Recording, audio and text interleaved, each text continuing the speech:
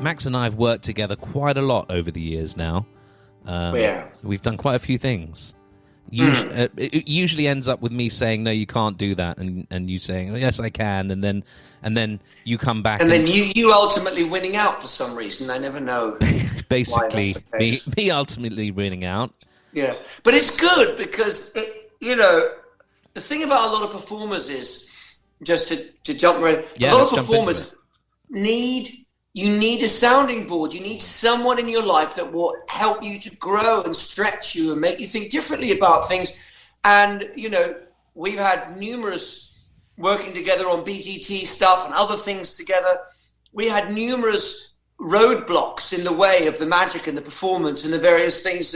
And you were, I was a bit lazy with certain things. Not that I intended to be, but I thought, well, this will do as a solution. You're like, no, that won't do as a solution. And then I had to scratch my head and do a lot of soul searching over a lot of these things. And eventually, between the two of us, your persistence and my magical creative genius.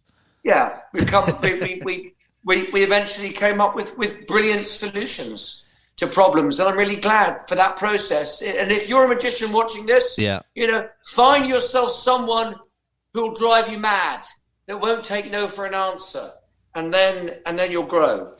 I think it's a really important point. This idea. The thing about being a magician is you get an immediate response. So if you're a close-up magician, you can fool yourself into thinking you're really good because you get to go out with the impossible. And you get to show the impossible to people who don't know how the impossible works. Yes. And so they're at the fundamental level, emotionally, they're going to be amazed because they're watching the impossible. And so you think you're a good magician. But it depends on what you define as being a good magician. And as we often talk about, it's not about being just a good magician. Your job... You have a job to do. If you're a professional, if you're just showing people tricks, that's fine. But if you're a professional, you're out to entertain people.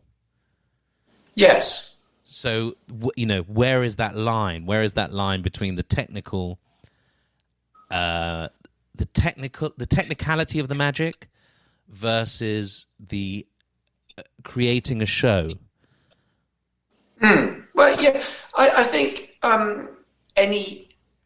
Anyone who's a professional magician or wants to be considered one, needs to consider themselves a professional party guest, number one. Mm-hmm. Number two, an entertainer. And number three, yes, as you said, you can get away with, being on a C game or even a B game or a D game. Because people will go, oh, that's amazing.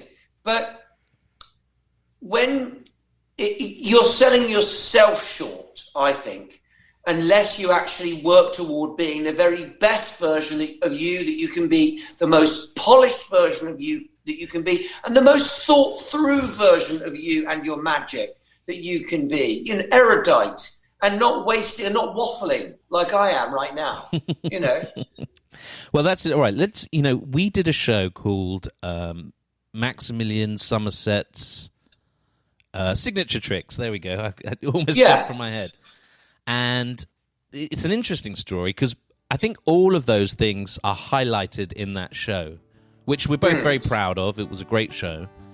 It was great. They can watch it online if they want to go and see it. They can go and catch it. I'll put the link in the description of the Vimeo. I think. It's quite a few years ago, that show now. We did it at the Magic Circle in London. And when I had hair. You had hair back then. You could still have hair if you wanted to, though, couldn't you?